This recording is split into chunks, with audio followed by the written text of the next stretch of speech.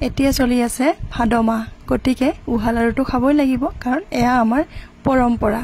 আৰু তাৰ বাবে এয়া ৰেডি কৰি ল'লোঁ ৰুকি লোৱা নাৰিকল।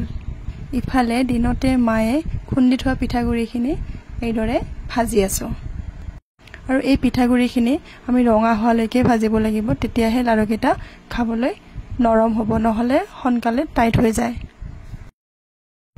এইফালে পিঠাগুড়িখিনি ভাজি ভাজি মোৰ হাতৰ বিষে উঠিল প্ৰায়, তথাপিও ৰঙা নহয়হে নহয়। তথাপিও উহা লাড়ু খাম বুলি মনতে যি আশা আছিল, সেই আশাটোকে বুকুত বান্ধি এয়া মই কোনো ৰকমে পিঠাগুড়িখিনি অকণমান ৰঙা হোৱালৈকে ভাজি নমাই ল'লোঁ এটা চৰিয়াত, আৰু তাতে জোখমতে নিমখ দিলোঁ আৰু তাৰ ওপৰত দিলোঁ একদম উতল অহা গৰম পানী।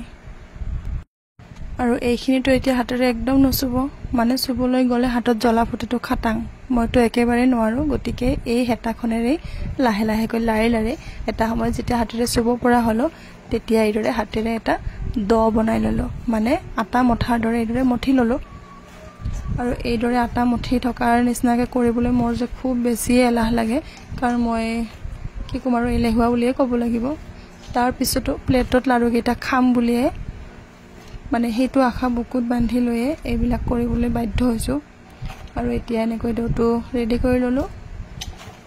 আচলতে এইটো দ যিমানে আপুনি মঠিব সিমানেই লাড়ুকেইটা চফ্ট হ'ব, কিন্তু মোৰতো গমেই পাইছে আৰু ধৈৰ্য একেবাৰে কম, সেয়েহে মই বেছি দেৰি নমঠি সোনকালে সোনকালে বনাই দিলোঁ মোৰ লাড়ুকেইটা।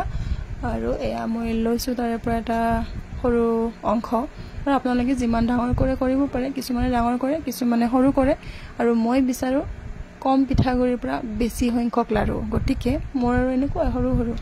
আৰু এইদৰে মই সেই গলটোৰ ভিতৰত নাৰিকল সুমুৱাই দিছোঁ। আপোনালোকৰ ইচ্ছা যিমানখিনি দিব পাৰে, মানে নাৰিকল বেছি হ'লে খাই বেছি ভাল লাগে। আৰু মই যে এই ভাদ মাহলৈকে ৰখি থাকোঁ, কাৰণ ভাদ মাহ আহিলে আমি উহা লাড়ু খাবলৈ পাম। অৱশ্যে মই বনোৱাবিলাক ইমান বেছি ভাল নহ'লেও কিন্তু নিজে বনাই খোৱাত এটা বেলেগ আমেজ আছে, নহয়নে? আৰু মই গলটো কেনেকৈ কৰিলোঁ সেয়া দেখুৱালোঁ, আৰু গলটোৰ ভিতৰত নাৰিকলখিনি সুমুৱাই কেনেদৰে তাক বন্ধ কৰি দিলোঁ সেয়াও দেখুৱালোঁ। আৰু এতিয়া এইখিনি মোৰ ৰেডি। আৰু এতিয়া এইখিনিক মানে এই লাড়ুকেইটাক দি দিম ভাপত।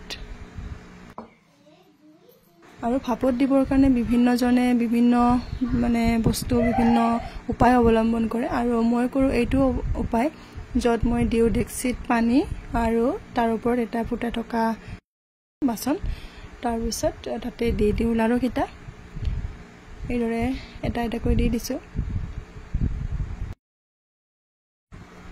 এতিয়া মই ঢাকনিখন মাৰি দিলোঁ, যাতে তাৰ পৰা ভাপ বাহিৰলৈ ওলাই নাযায়, কাৰণ ভাপটো যদি বাহিৰত ওলাই যায় তেতিয়া লাড়ুখিনি নহ'ব। আৰু লাড়ুখিনি প্ৰায় 15-20 মিনিটমানৰ পিছত ঢাকি থোৱাৰ পিছত হৈয়ে গ'ল, আৰু প্ৰায় ৰেডিয়ে। আৰু ইফালে সেইখিনি লাড়ুৰে নুজুৰিব বুলিয়ে আকৌ পিঠাগুড়িখিনি মানে এক্সট্ৰা যিখিনি আছিল সেইখিনি ভাজিবলৈ আৰম্ভ কৰি দিলোঁ। কাৰণটো গমেই পাইছে, অলপ বস্তুৰে মানে মন নভৰে, মন ভৰিলেও পেট নভৰে, এনেকুৱা হৈছে। গতিকে এইখিনি শেষ কৰি আকৌ সেইখিনি বনাম মই লাহেকৈ। আৰু এতিয়া এইখিনি ৰেডি হ'ল। আৰু এতিয়া এই গৰম গৰম লাড়ুখিনি গৰম গৰম গাখীৰ চাহ একাপৰ লগত খোৱাহে কথা, আৰু নে কি কয়? আপোনালোকেও এনেকুৱা উহা লাড়ু খায়নে, আৰু কেনেদৰে খায় জনাব নিশ্চয়।